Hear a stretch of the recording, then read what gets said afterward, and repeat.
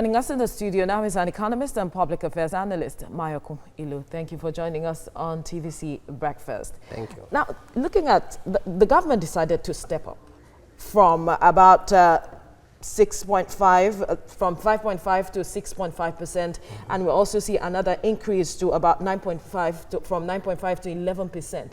I'm wondering why do you think that the Labour is saying that government is not being sincere in its approach to this issue? I think the issue is that Labour cannot stand on one extreme of the pole while the government is at the other extreme. Government has been showing some movement. I will expect that Labour too should reason with what the government is trying to do.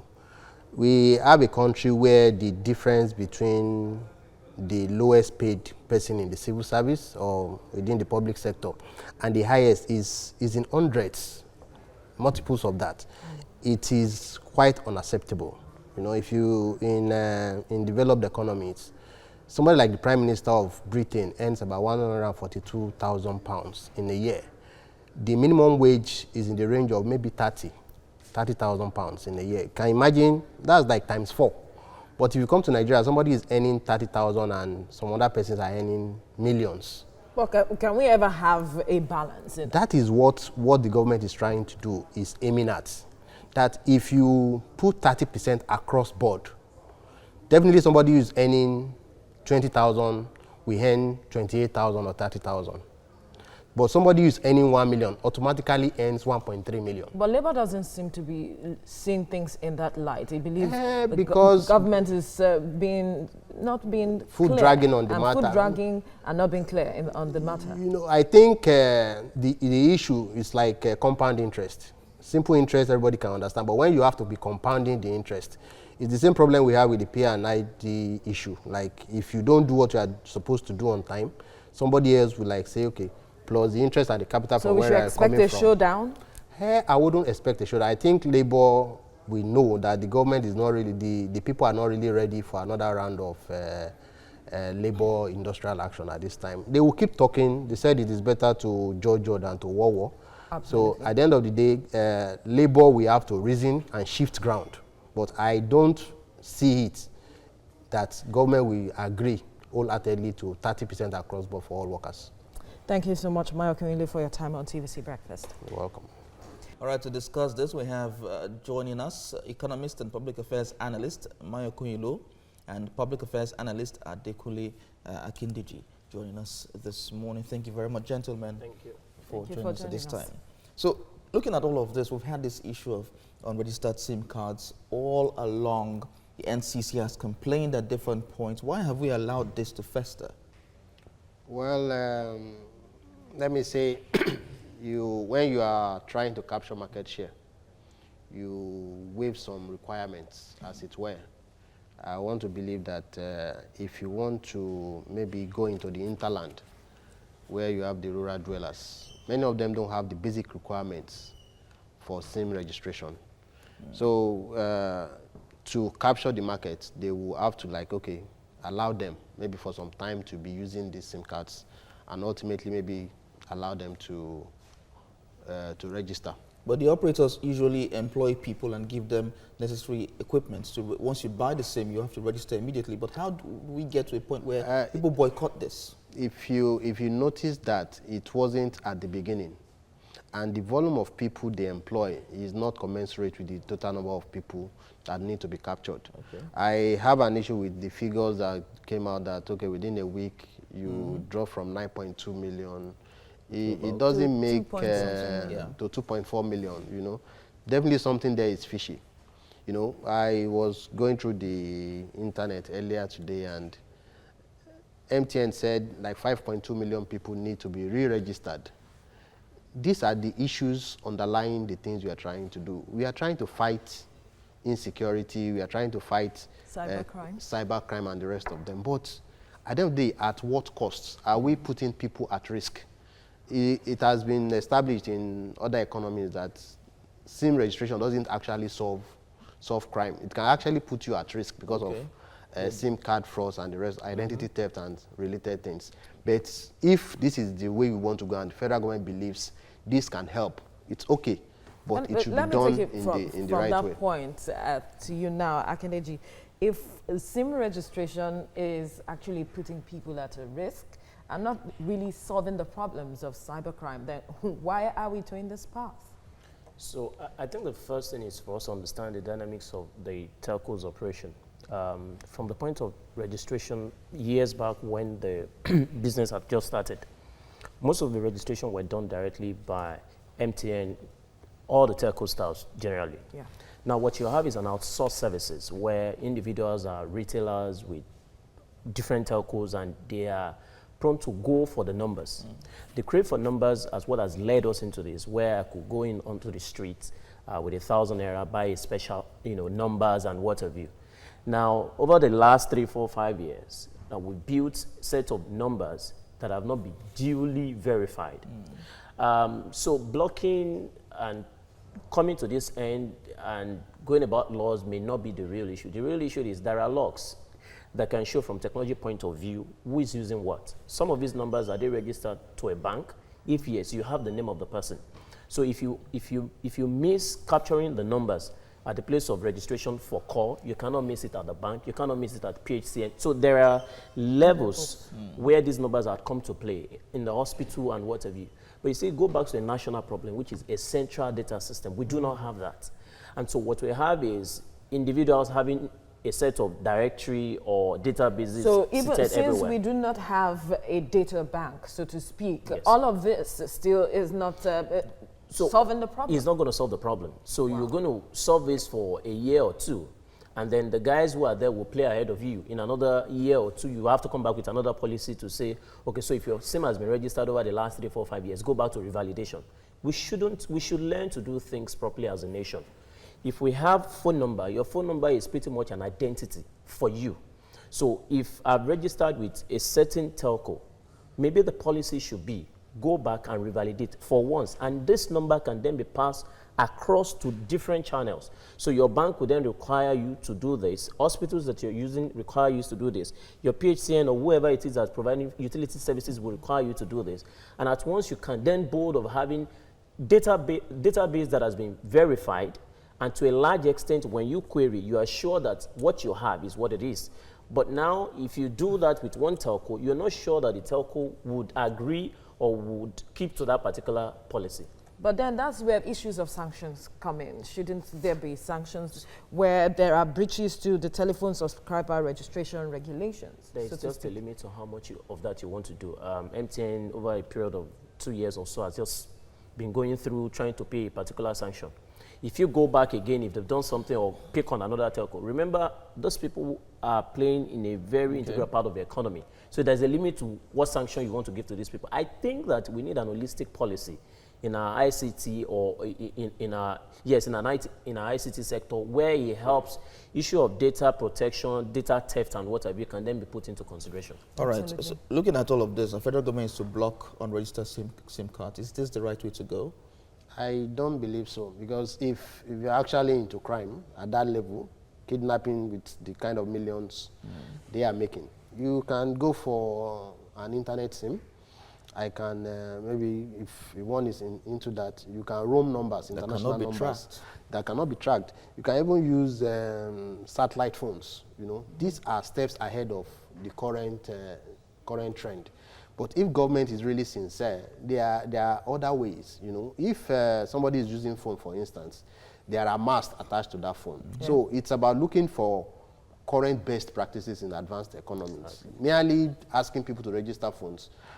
If you remember when this kidnapper in Lagos was caught, he had like 200 SIM cards with him. If you want to do something, you can give somebody 1,000 or 2,000 naira. It's the state of our country.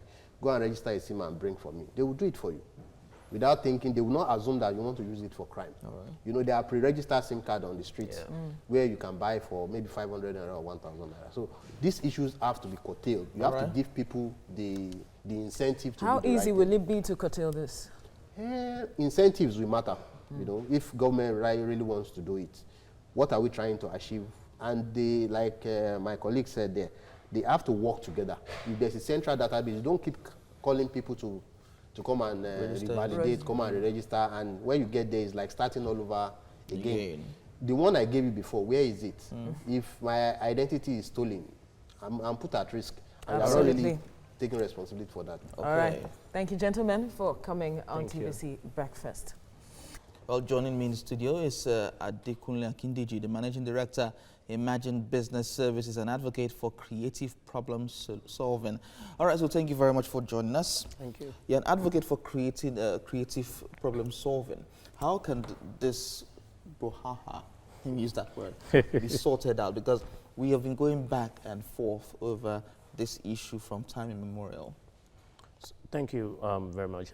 I think we need to start from where the conversation began from.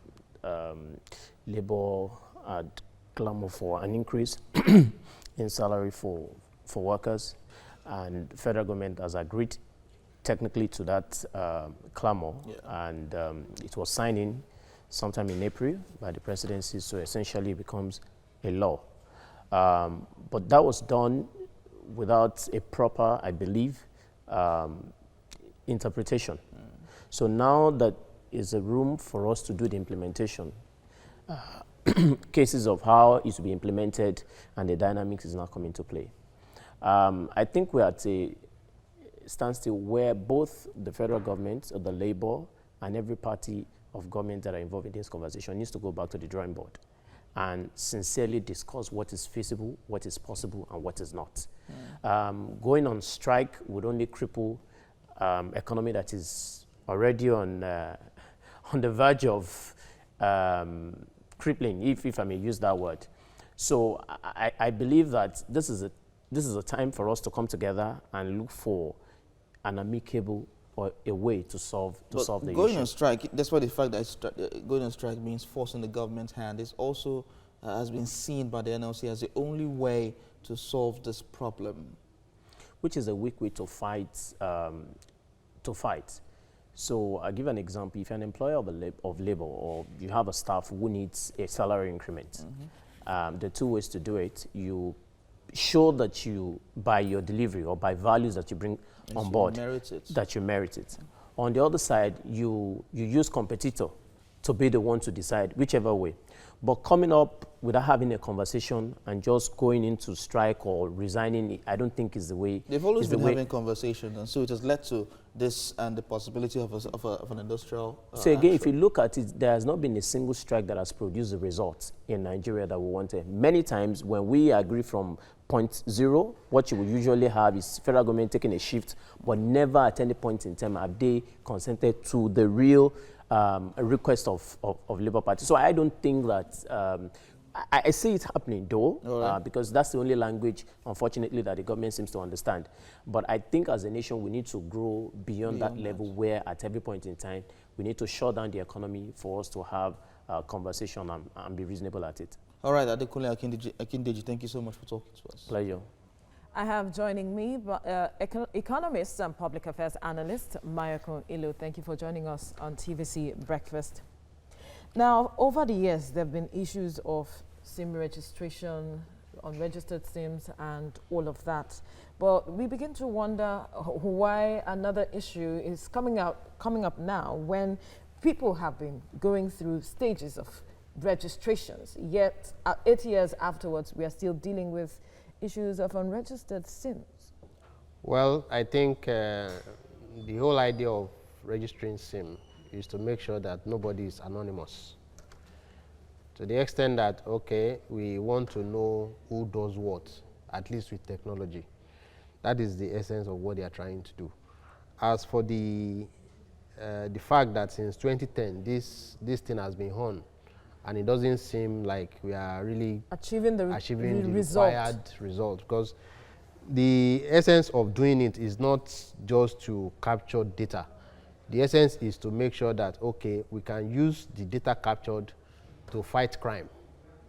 And we are actually failing at that. Because we are being ranked third after the UK and the US when it comes to issues of cybercrime. What are we not doing right? The thing is, maybe we are focusing on the wrong metrics, for fighting crime. The idea is, if you want to focus, you look at best practices. What are people doing? In US, for instance, they do SIM registration at the point of purchase. But after that, in Canada, it's not done. But that doesn't mean that crime rate in Canada is higher than in US. That means US, if they're actually using those figures, there are other things they are adding to it to make sure that it's functional. You know, if you want to bypass, you know, technology in these climes, you can use satellite phones, you can roam foreign numbers. So if you are on so many WhatsApp groups, I've seen that some people, their WhatsApp number is either +44 yes, or +1. foreign, yeah. You know, that means the number they are using is not a Nigerian number. You understand? And how do we regulate all of this? The issue is not so much regulation. The issue is using technology in the best way possible. Ordinarily, you are not supposed to maybe listening on people's phone conversations for issues of privacy. Absolutely. Unless there is a warrant from the court. But I don't think we really observe the spirit of that. Much as you want to capture data, you have to respect people's privacy. If we don't respect that, how is it that it's been difficult to trace certain crimes, especially if it is our law, there's a certain country, in 2009, they made a law. I think it's in Asia. They made a law that everybody has to be captured. 3 years later, they disbanded that because they found out that it wasn't really helping. You can require it if it is basic for us. But at the end of the day, what do you do with the data? Are we really querying the data? Are we getting the information that we need from those data? You can use it if government in maybe in climes where there's not so much freedom. Government can use it to profile opposition. They can use it to profile people, and in a negative sense, you know. So the whole idea is not so much about SIM registration, but about how do we use this SIM registration to achieve the ends, which is to limit. Doing that will mean if you are doing registration, for instance, the focus is you don't look at people where the areas where you don't have issues. Put the resources in areas maybe in the northeast, for instance, wherever the kidnappers are. There are masts if they are calling. If somebody kidnaps somebody in Kaduna, for instance, it doesn't stay in town. But at whatever area you are, if you are using GSM, there is a communication. From the moment you make a call, there is a mast that picks up your signal. That signal. Why not focus and use resources on that, so that how many people made a call from this area at this particular time, you know, you can use that to track whatever it is you are trying to get. Absolutely. Thank you, Mayokunle, for your time on TVC Breakfast. You're welcome. Joining us now in the studio is Adekunle Akindeji, Managing Director, Emerging Business Services and Advocate for Creative Problem Solving. Thank you for joining us on TVC Breakfast. Now, before this meeting, this last meeting, Labour had said that it was going to agree with whatever resolutions the government came up with. But now it has shifted grounds, saying that that government is not being sincere and that it is foot dragging and all of that. Is Labour on its part really sincere in fighting or championing the cause of the Nigerian workers when it comes to this issue? Yeah, for once, I think Labour is. And I think that for the past 3 to 4 months, which has been when the law has been put into signing, Labour had waited to see how this whole conversation would span. Whilst Labour, in my mind, is not expecting to have a 30% across-board increase, they believe that federal government hasn't been fair enough in their dealings by bringing out the numbers to what we currently have. That is one part of the conversation. I think the other part of the conversation is, are we going to have federal government pay the, if you like, call it arrears? So between May to date, I can tell that the body language of the Labour is that federal government will eventually then come back and say, okay, we're going to pay this, not 30%, maybe 17% of some sort, but on the condition that this will be a new implementation and not something going back forward. So are they sincere? I think they are, for once. Are we all going about it the right way? Maybe not. My suggestion is, can we have a situation where this implementation is staged, where certain category or cadre is implemented now, especially the ones that are on the low cadre, and then the other ones gets the implementation. In principle, you know, an agreement that the government will stay by or will stick by and not come back. That will be statutory? That will be statutory. Not in another 2, 3, 4, 5 months, come back to say states are unable to pay, which is a different ball game all entirely. I think we should have an holistic conversation. If we are to factor all of these issues, the VAT, the issues of states not being able to pay, will there be an increment at all? Will there be any payment at all? So if we put in consideration the 7.5, we'll be back from where we started from, which essentially means that Labour hasn't received anything, which was why in our first conversation, I think that we need to go back to the drawing board. What is the essence of why did we decide to put an increment into this? 5 years ago or 4 years ago was perhaps, or 6 years ago was perhaps the last time that this increment had come to play. What was the purchasing power at that point in time? What is the purchasing power to an average worker currently in the market? So it all have to do with economic equilibrium, where a buyer and a seller price and all of those things have to be in place. Just throwing about figures and numbers is not what I think the conversation should be around. However, the agreement has been reached. I think that federal government should honor the agreement, and I think the federal government should then have another set of conversation with the states on how this bailout should be. Because I know there are states from resumption, some of the governors had claimed that they couldn't even pay salary for the first month. They had to borrow money to do that. If a governor had to borrow money to pay salaries for the last 2, 3, 4 months, when you then bring in the increments and the implementation, it's almost impossible for that to happen. All right. Absolutely. Well, thank you, Adekunle Akindeji. We have to leave the discussion at this point. Thank you for your time on TVC Breakfast.